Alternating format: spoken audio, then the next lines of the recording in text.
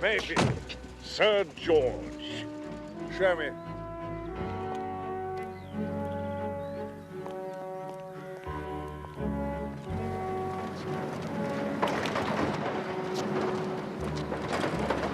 Better be good. Damn sight too good for His Majesty's government, if you ask me. You expect too much the Defence Committee, Mayfield.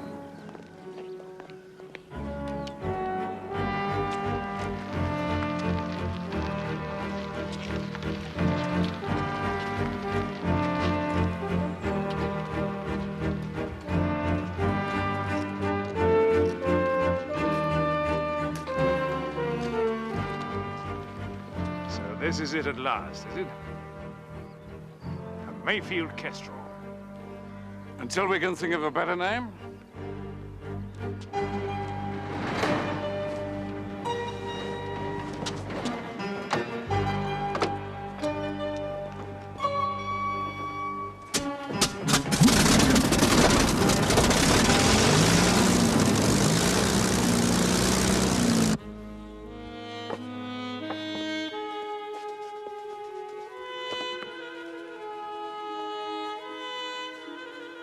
Petroleum jelly, Hastings.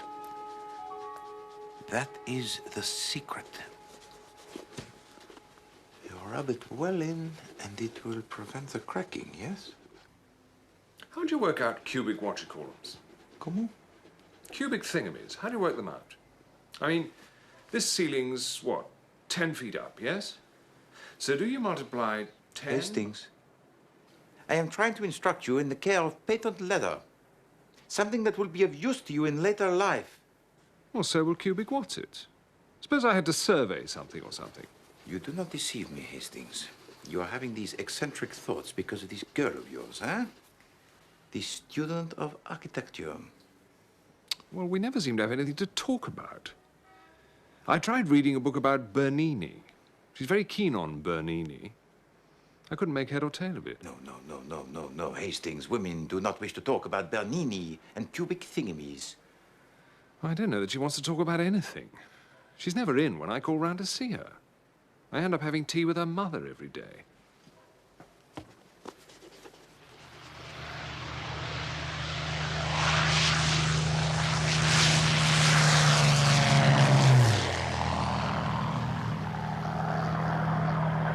How does it compare with the Messerschmitt 109? More maneuverable.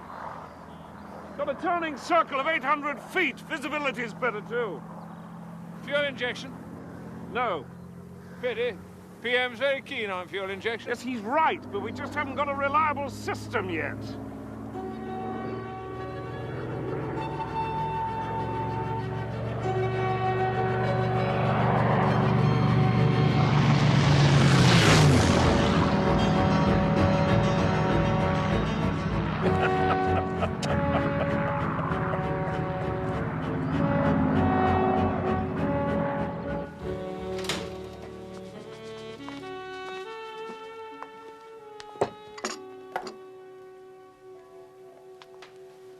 There's a lady keeps telephoning Mr. Poirot. Sacré! What a terrible circumstance. There's no need to be sarcastic, Mr. Poirot. I was going on to say that I didn't put her through to you because she wouldn't give her name. Huh. I told you don't take anonymous phone calls. But I do, Miss Lemon. Sometimes I think anonymous telephone calls are the only ones worth taking. But how will I know where to file her if I haven't got a name? Life first, Miss Lemon. Filing second. Very well, then. Next time she calls, I'll let her talk to you. And on your own head be it.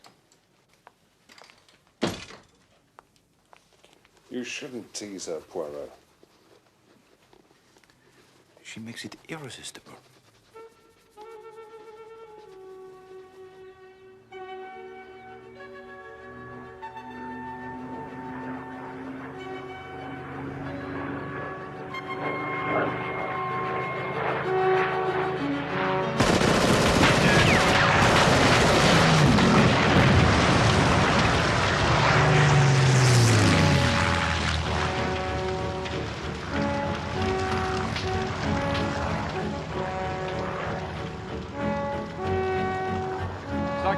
solid wall of lead, 2 feet square, coming straight at you.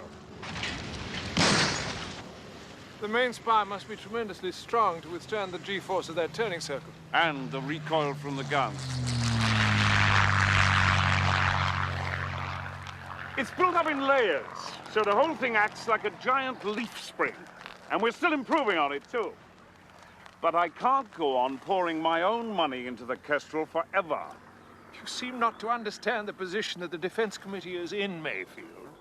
They like you. Most of them are 100% behind you, but that Japanese business nearly brought the government down. One more scandal like that... There are no more scandals like that. You're saying they don't trust me. It's not a question of trust. Yes, it is. Very well, then. If they want me to prove to them that they can trust me, that's what I'll do. How do you mean? How will you do that? I've invited Mrs Vanderlyn down for the weekend. Mrs Vanderlyn? You mad? You've invited her down here? And before the weekend is out, I promise you I'll have hooked Mrs Vanderlyn, reeled her in, and gaffed her. How? By using the plans of the Kestrel as a bait. You idiot! You can't go using top-secret papers like that. This is madness.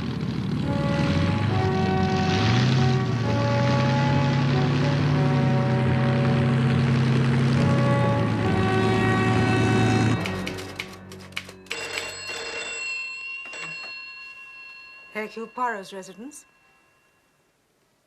Yes. What name is it, please? Hold on one moment, please.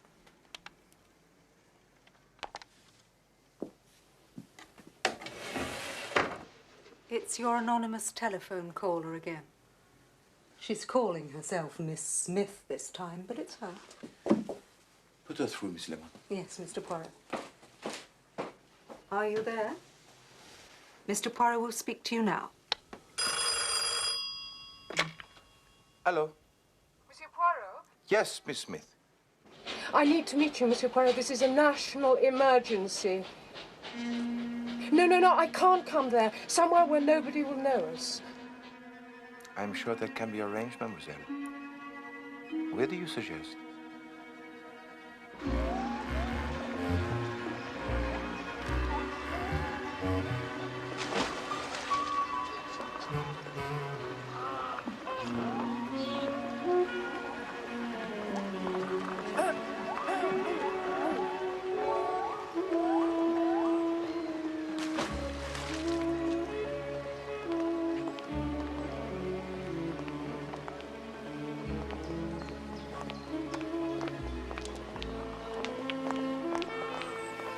Monsieur Poirot?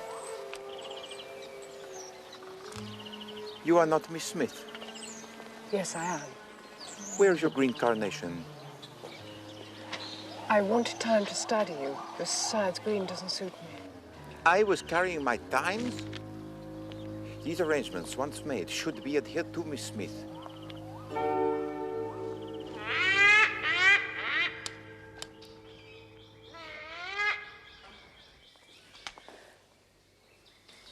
This is so difficult.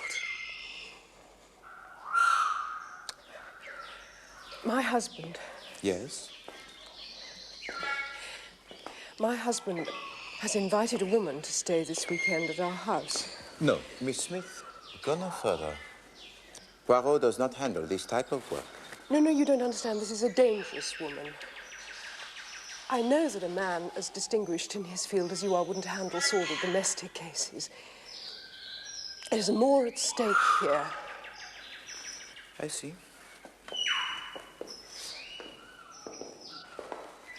My name is not really Miss Smith. I am astounded. My name is Mayfield, Lady Margaret Mayfield. And who is Lord Mayfield? There isn't one. I'm only Mrs Mayfield, really. But my father was an earl. And who is this dangerous woman you talk about? Mrs Joanna Vanderlyn. Mrs Vanderlyn is rumoured to have pro-German sympathies. There was a scandal 2 years ago with the young Marquis of Lowestoft. He shot himself. Yes, I remember. Mrs Vanderlyn was involved? Yes. It was thought that he passed on to her certain secret information. I did not know that. It was kept hushed up as much as possible. His regiment had been involved in testing the Galahad tank.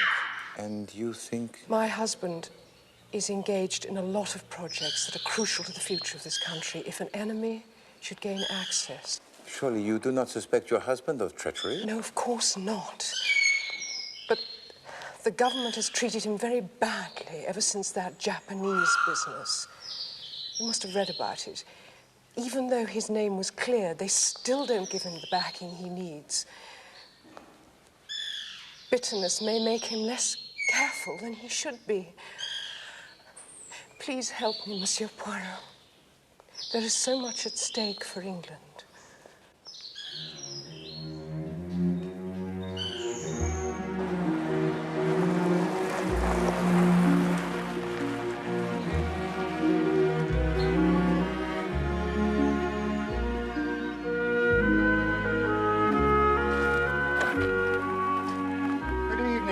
Carrington. Hello, Dawson.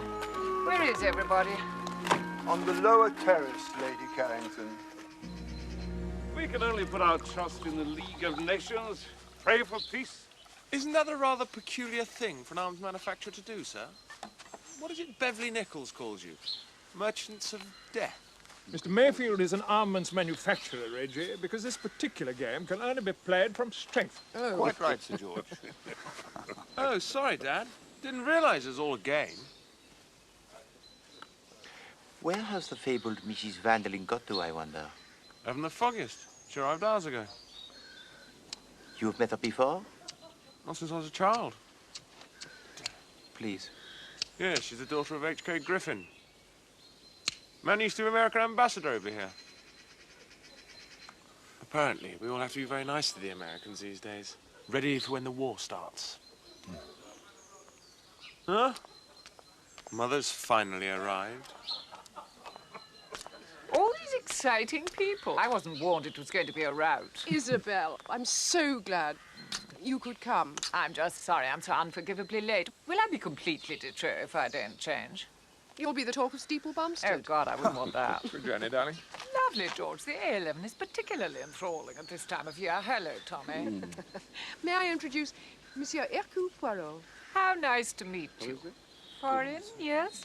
You'll soon pick up our little ways. Talking of which...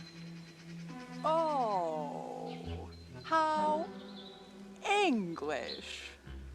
How very, very English. We've got some very American dry martinis mixed, if you'd like one. Oh, that would be wonderful.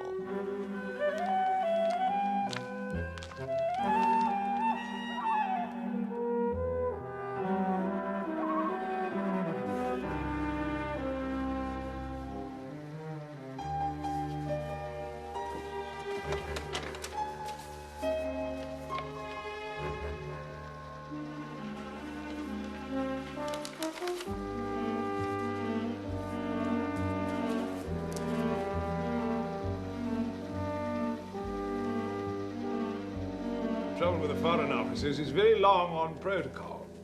And whether the Prime Minister of Timbuktu should take precedence over the King of Ungo Bongo. And very short on what Winnie describes as intestinal fortitude. I'm sure that's not true of your Foreign Secretary. Oh, and I must bow to your superior knowledge, Mrs. Vanderlyn. I'm sure you know Mr. Eden a great deal better than us humble souls, eh? Oh, I wouldn't say that. But when I had lunch with him yesterday, he was saying more or less the same as you about the Foreign Office's passion for protocol. No, thank you.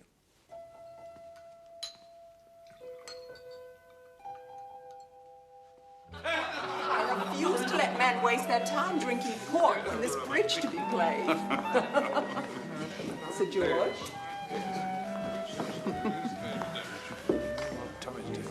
You see what sort of a woman she is. The sort of woman Mrs. Vanderlyn is does not make a matter of national importance. I do hope you're right. Monsieur Poirot.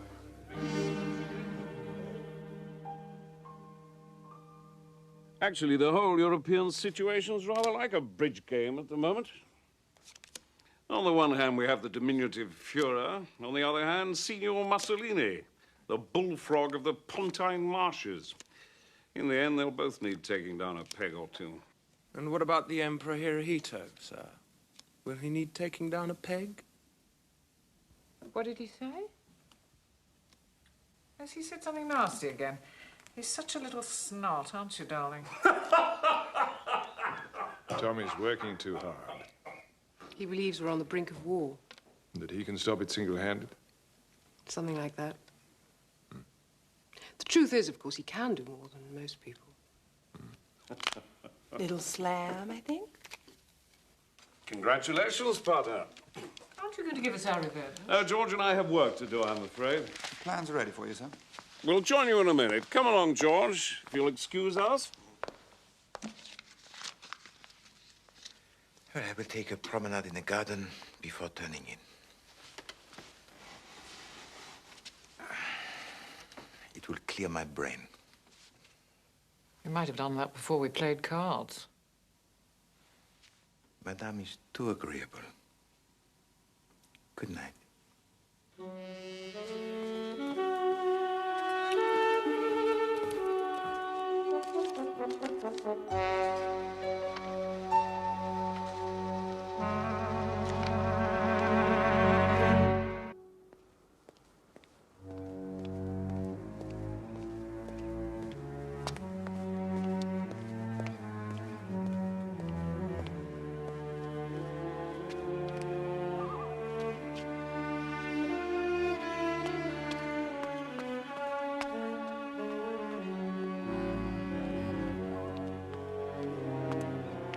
There you are, my friend. Why can't I stay at the house? That's what I want to know. Number 1, Hastings, you are not invited. A pure oversight. Number 2, I need you at this stage incognito and very nearby. Well, my incognito's gone for a start. Why? Why is this? Well, the pub's so crowded, I'm having to share a room. And you'll never guess who with. No, Hastings, I will not. Jap. With the Chief Inspector Jap? And the room has only got one bed. I wonder why the Chief Inspector Jap is here. You're not very sympathetic. We all have our troubles, Hastings. I would rather share a bed with the Chief Inspector Jap and 3 of his sergeants than to be partnered at bridge with the Lady Carrington. Yes, I've been hearing about her from the chauffeur. Apparently Sir George is trying to get her to give up cards altogether. Yes, well, I'm very pleased to hear it, mon ami. She plays abominably. No, but she loses a lot of money at it. She's heavily in hock to moneylenders. Really? Hastings, try to find out for me, if you please, who asked the Chief Inspector to be here? That is most interesting.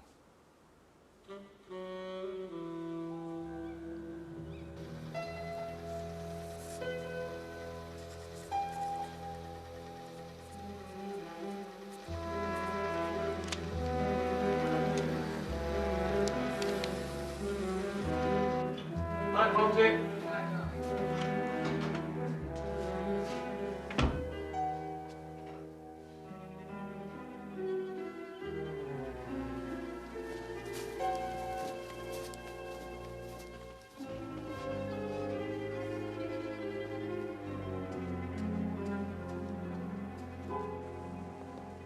What do you think of this idea of detecting aircraft by radio echoes? RDF?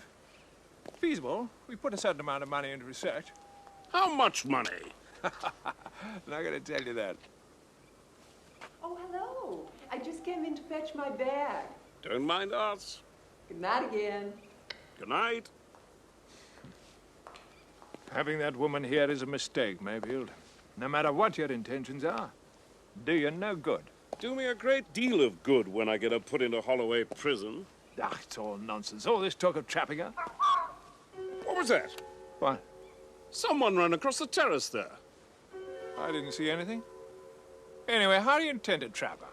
Sure I saw something. Why do politicians treat everyone else like idiots? Probably because they voted for us in the first place.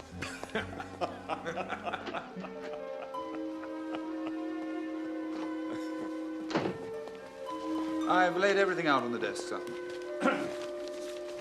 Will you want me any more tonight? No, we'll probably be late. You might as well turn in. I'll lock these away myself. Right. Good night, Mr. Mayfield. Sir George. Just a minute. You've forgotten the most important paper.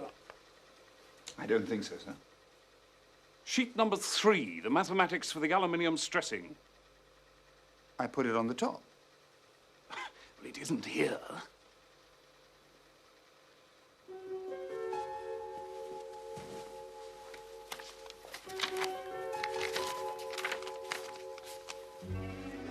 I don't understand. I put it here. I know I did. No, you must have made a mistake. It must still be in the safe. No, I put it there. I looked for it particularly and put it on the top. Do you mean to tell me it's gone? Who's been in this room? No one at all. Well, it can't just have vanished into thin air. Someone must have taken it. Can Poirot be of assistance? Finding the lost property is something of a profession of mine. What is missing? This is a matter of national security. I think we should alert Inspector Japp. Telephone him at the 3 Crowns, would you, Mr. Carlile?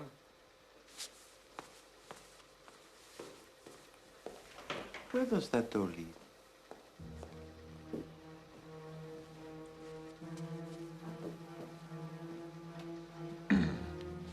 Well done. This wasn't meant to happen. But it was, you said. Not like this. She's turned the tables on us. Oh, my God, I knew it. I knew it. I told you not to play with fire. What am I going to tell the peer? Nothing for the moment. You mustn't panic.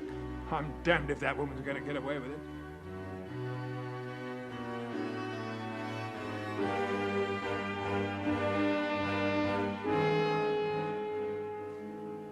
Monsieur Mayfield, forgive me.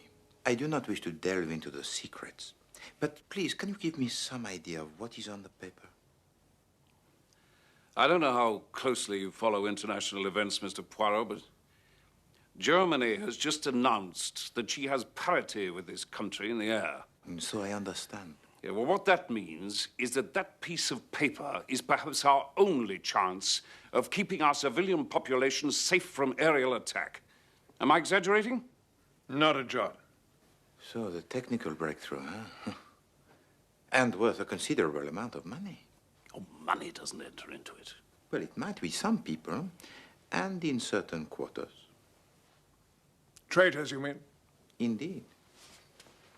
But anyone, me included, could knock on the door of the German embassy, and when I come out, I could be a rich man if I had these papers. Certainly. Monsieur Carlile, before I went for my promenade in the garden, you volunteered to get the papers ready in here?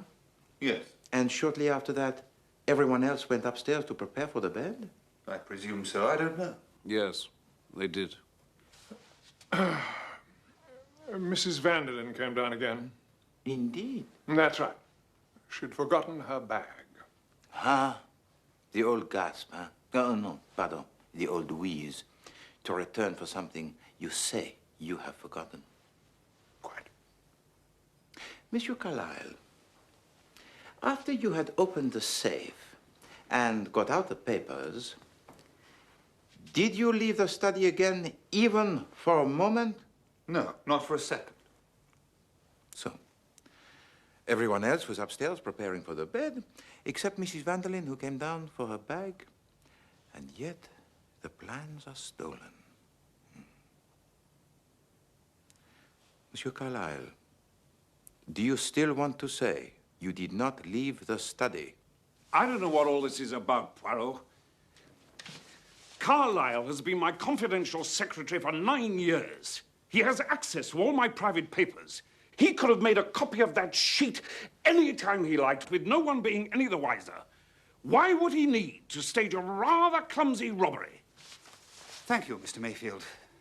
If Monsieur Poirot has any suspicions, I should like all my belongings searched. No, Monsieur Carlile. I cast not the aspersions. It is a small problem merely, but a problem that will agitate the little grey cells most adequately.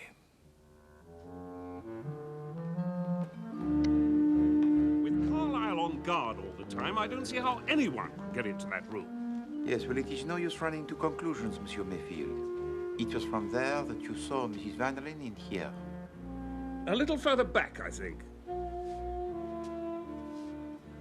From where I was in the garden, I could see that the dining room was in darkness. But it would have been quite possible for someone to use those doors to get out onto the terrace and from there into the study. I told you I thought I saw something. By George, you did. There. Across the lawn to a waiting car. He'll be miles away by now. No. The one way through the garden would have taken him directly past me. What's going on? Get back to bed, Reggie.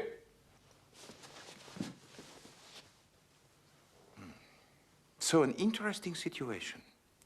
The only person who could possibly have stolen those most important papers is one of us. Or Mrs Vanderlyn.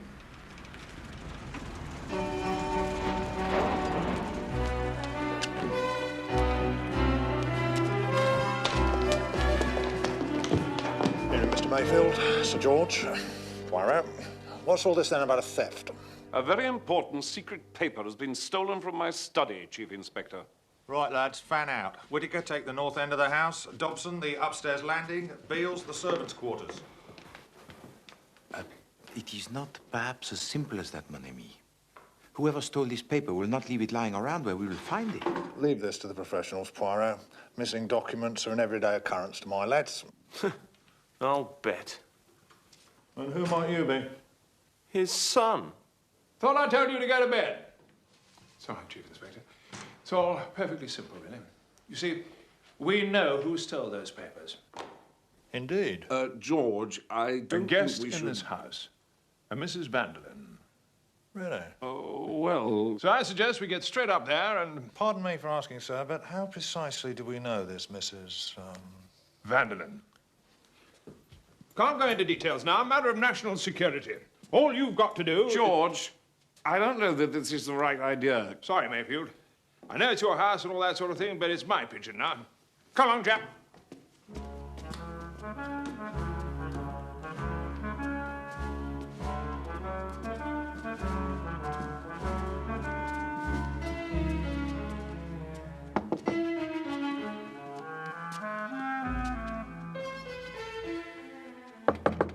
Mrs Vanderlyn?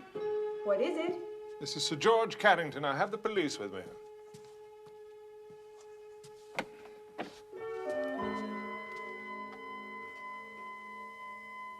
What do you want? I'd like you to get dressed, Mrs. Vanderlyn, and accompany me to the local police station.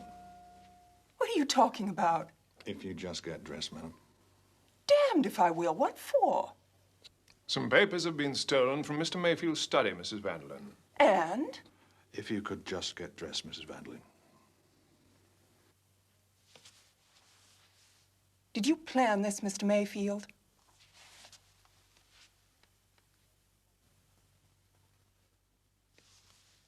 I'll get dressed.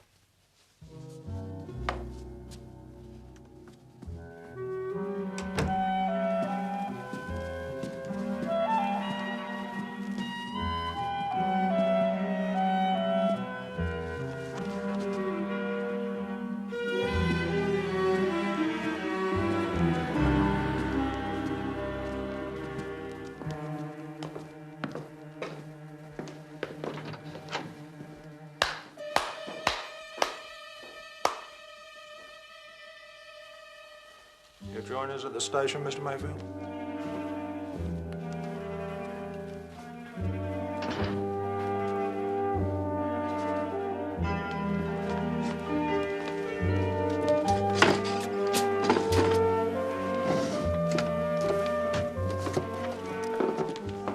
Must be here. Must be.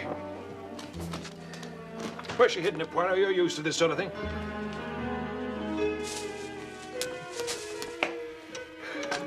She's got it with her, that's what it is. They'll find it when they search her.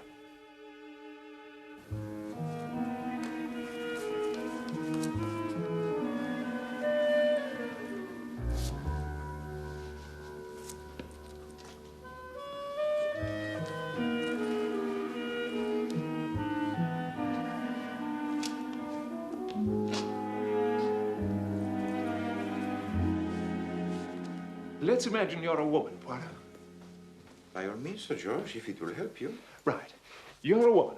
You're in a strange household. You steal some papers. Where do you hide them? Sir George, there is one thing in all this that I do not understand. Sure.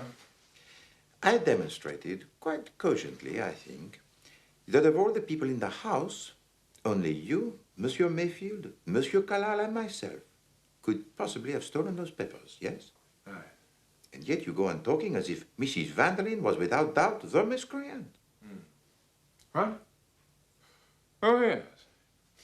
Well, that sort of thing's all very well, I'm sure, but it's only theory, isn't it? We're practical folk here, Poirot. Yes.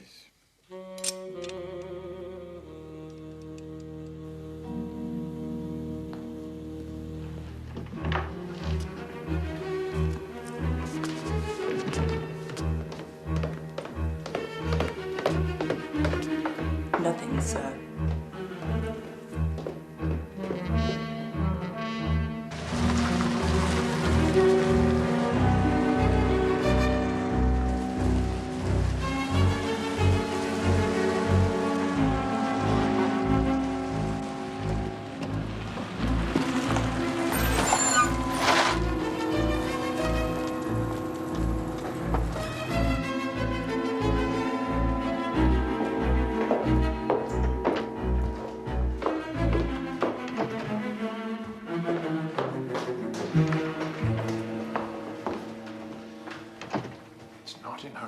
She hasn't got it on her either. This is a disaster, Mayfield. She must have hidden it somewhere to collect it later. Froggy thinks she didn't do it. Froggy knows she didn't do it.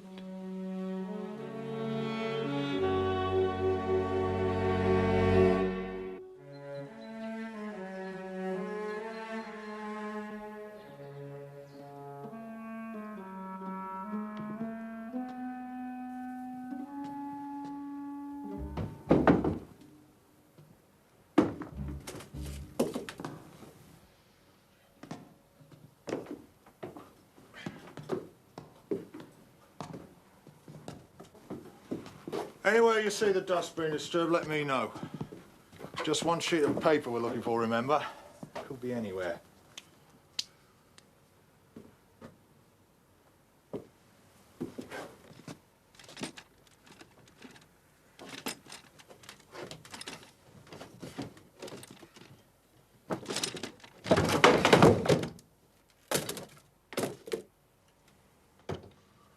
Let's get rid of that.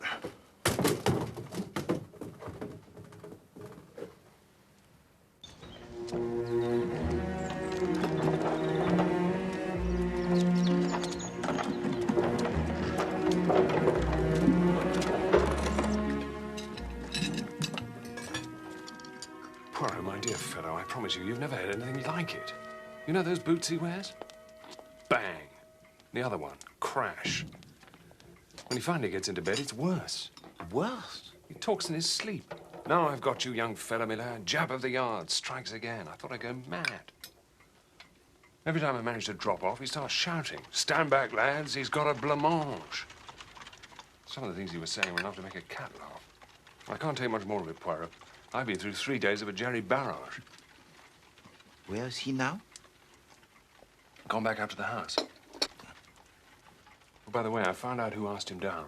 It was Sir George. Not Monsieur Mayfield. Apparently not. Bon. Just as I thought. What happened about Mrs Vanderlyn? Oh, she's leaving this morning in a great huff, yes? In fact, the whole house is quite deserted. Lady Carrington and Reggie left after breakfast. Hastings, I want to ask you something. Ask away. Last night at dinner, one of the guests said something to Monsieur Mayfield about Japan. What is it about Japan, Hastings? Well, this is a few years back, when the Japs took it into their head to invade Manchuria.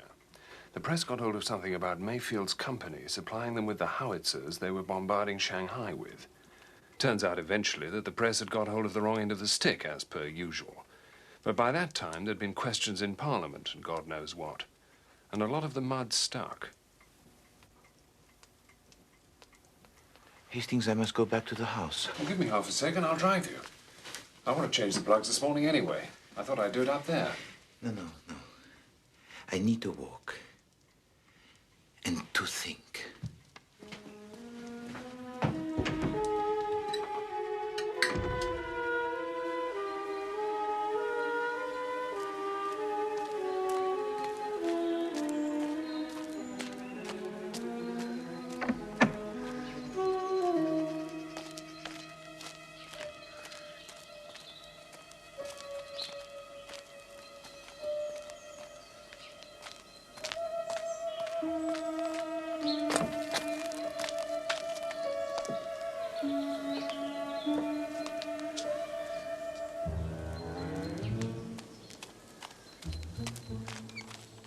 Mrs Vanderlyn, you left this behind. Thank you.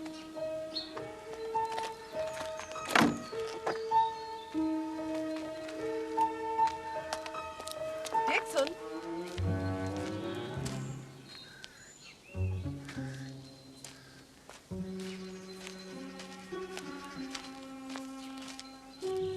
Post this for her, will you? She'll only forget.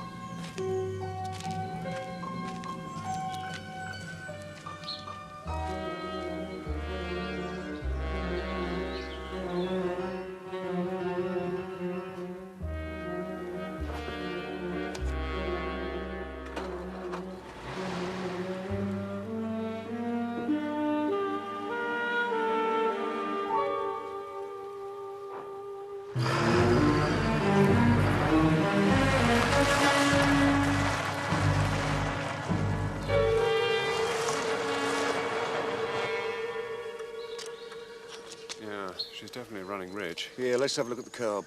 Hastings! Hastings! Hastings, no more of the tinkering.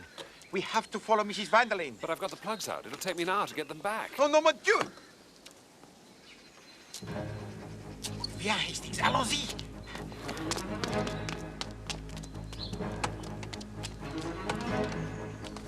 Hey!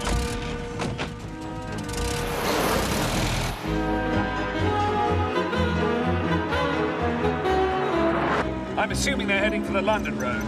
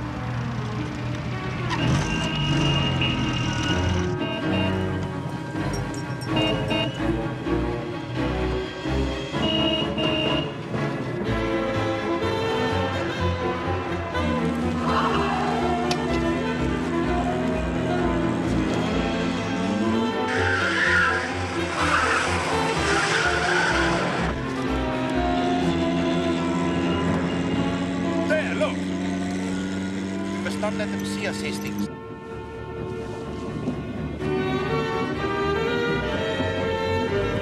We get a move on, John. Yes, ma'am.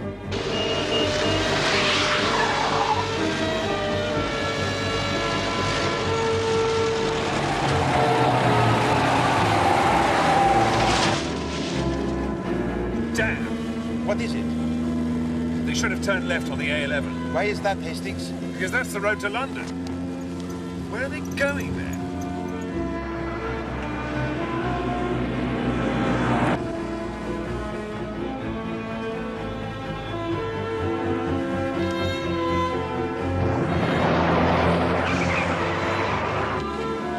map out of the pocket there.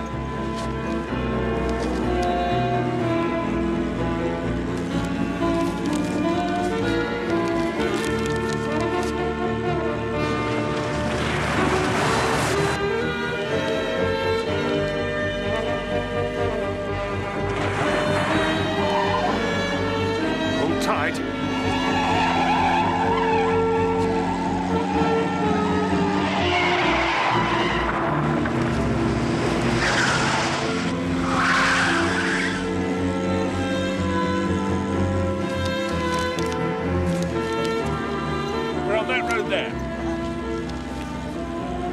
Wicken Bonham? Clavering? Brent Pelham? No. Mean anything to you? No. Perhaps where they're going isn't on the main road. Look at the villages on either side of the road.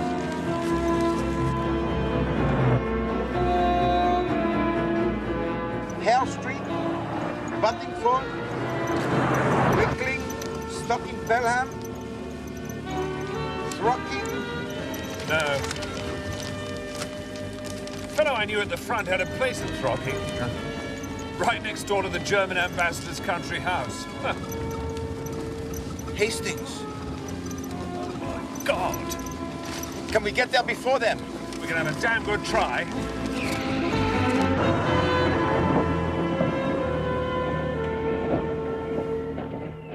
Where is it? I don't know. It was on the salver in the hall. Dawson put it there. It seems just to have disappeared. Oh, God, can nothing go right?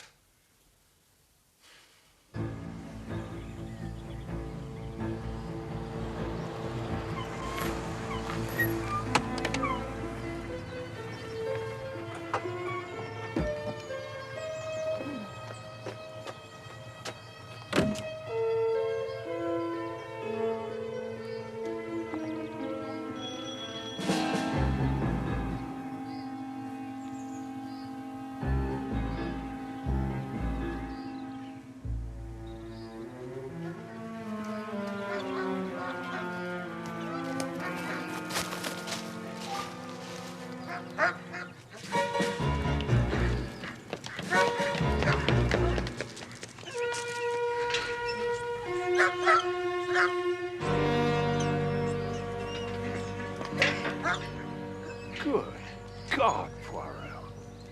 Yes, Hastings. We have seen enough. Come, my friend.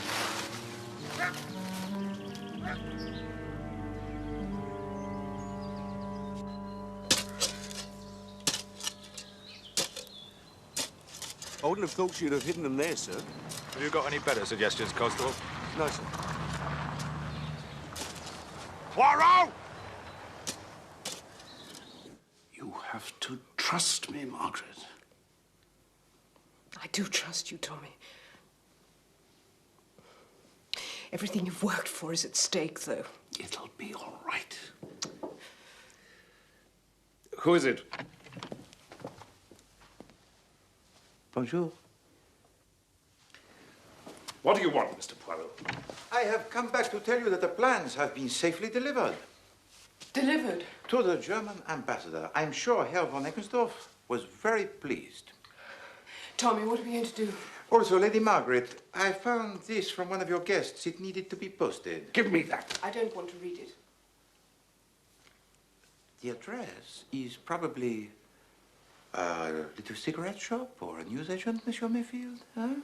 From which you can collect it at your leisure? No need to go into that, Mr. Poirot. Let sleeping dogs lie. No, Monsieur Mayfield. Between the husband and the wife, there should be not the sleepy dogs. I have no wish to read a letter belonging to one of my guests. Oh, really? Suppose I tell you that this was written by Mrs Vanderlyn, and that I could guarantee that you would not understand one word of it.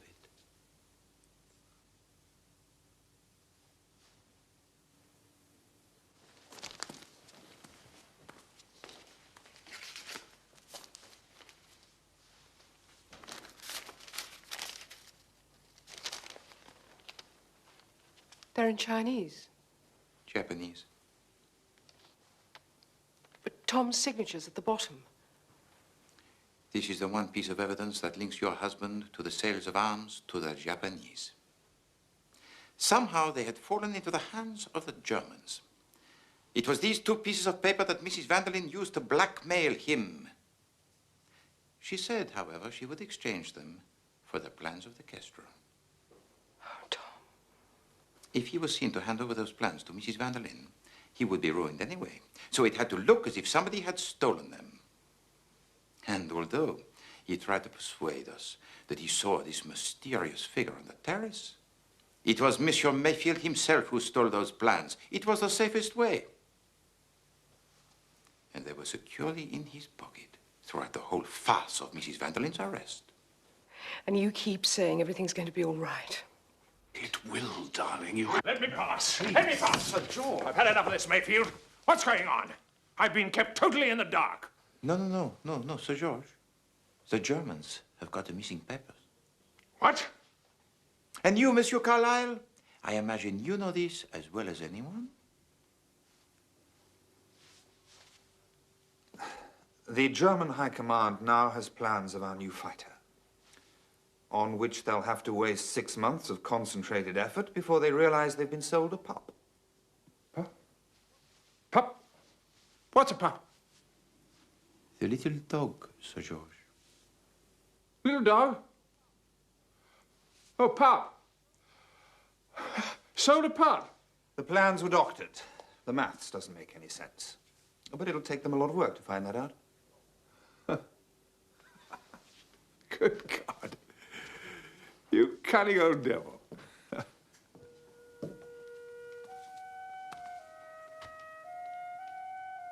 Tommy. Tommy, darling.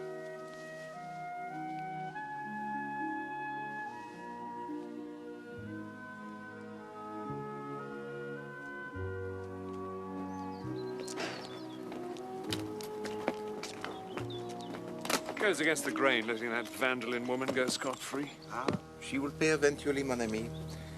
For the moment, let her enjoy what she thinks is her triumph. If you ask me, it just shows the dangers of meeting anonymous women at the zoo. In you go, Jap. Well, Lady Margaret got what she wanted anyway. Her and Mayfield are all lovey-dovey again.